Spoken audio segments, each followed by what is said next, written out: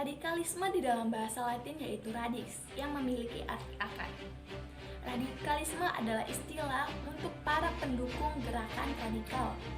Di dalam sejarah, radikalisme dimulai di Britania Jaya, yang dimana para penduduk dan warganya meminta reformasi pemilihan dengan secara radikal. Radikalisme terserap dalam perkembangan liberalisme pada abad ke-19.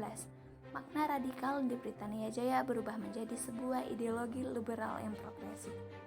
Radikalisme merupakan perubahan sosial yang dengan jalan kekerasan meyakinkan suatu tujuan dengan jalan kekerasan. Gerakan radikal ini awalnya menyatakan diri sebagai partai kiri jauh yang menentang partai kanan jauh. Yang dimaksud radikalisme adalah gerakan yang berpandang kulot dan sering menggunakan kekerasan dalam mengajarkan keyakinan mereka. Rentannya para pemuda terhadap kekerasan serta aksi terorisme patut menjadi keprihatinan kita bersama. Mengapa? Karena selain melukai diri sendiri, aksi tersebut juga sangat melukai bangsa Indonesia.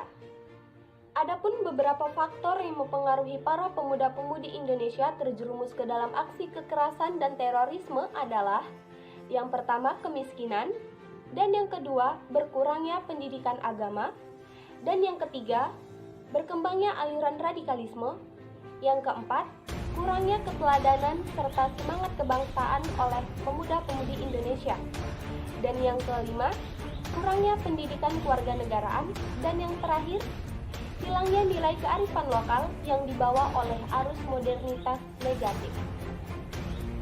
Nah, berdasarkan beberapa faktor yang telah saya sebutkan di awal, ada juga beberapa upaya untuk mencegah terjadinya aksi kekerasan dan terorisme pada para pemuda-pemudi di Indonesia adalah: yang pertama, memperkuat pendidikan kewarganegaraan dengan menanamkan beberapa pilar kebangsaan.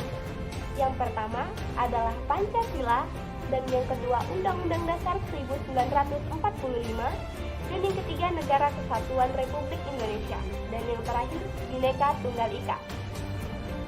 Sedangkan yang kedua, mengarahkan para pemuda-pemudi Indonesia ke beragam aktivitas yang berkualitas, baik di bidang akademis, sosial, olahraga, maupun seni budaya. Hubungan radikalisme dengan Pancasila. Pancasila merupakan sumber dari segala hukum yang ada di Indonesia. Sehingga berbagai perundangan dan juga peraturan, baik peraturan pemerintahan pusat maupun pemerintahan daerah, tidak boleh keluar dari koridor Pancasila dan juga pembukaan Undang-Undang Dasar 1945. Namun demikian, sampai saat ini, perundangan tidak mengedepankan nilai-nilai Pancasila sebagai pedoman dalam sumber hukum yang ada di Indonesia ini. Alhasil, Pancasila sendiri menjadi pusat kekuatan yang ada di Indonesia, tidak berdampak pada kehidupan berbangsa, bernegara, dan juga bermasyarakat di Indonesia ini.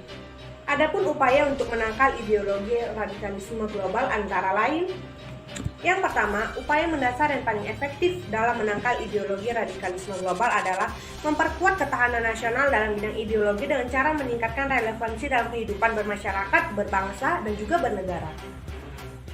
Dengan demikian, bukan saja kewibawaan Pancasila yang meningkat karena dukungan rakyat, tetapi daya tarik pemuda terhadap radikalisme global ini menjadi semakin menurun.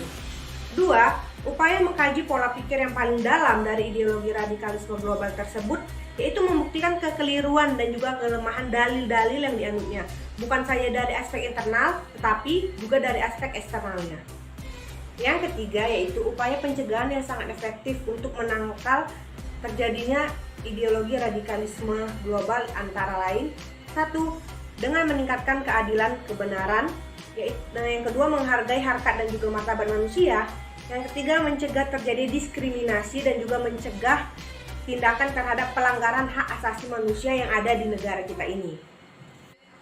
Yang keempat, mengambil tindakan preventif serta represif secara tepat dan cepat terhadap indikasi telah adanya aksi-aksi terhadap radikalisme di dalam masyarakat.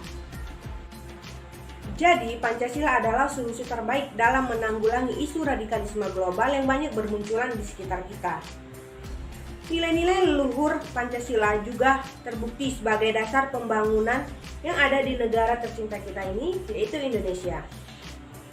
sudah terbukti bahwasanya Pancasila ini sebagai pemersatu bangsa dan juga dapat menjadi pilihan solusi untuk menghentikan aksi-aksi radikalisme yang terjadi di dalam masyarakat.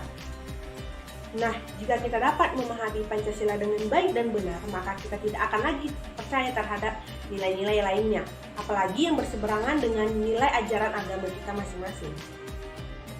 Pancasila banyak sekali menyediakan nilai-nilai yang dapat dijadikan pedoman oleh masyarakatnya, terutama nilai ketuhanan, kemanusiaan, persatuan, kerakyatan, serta keadilan, yang merupakan nilai universal yang diambil dan didirikan oleh para pendiri Republik Indonesia ini dari keberagaman tradisi di Indonesia.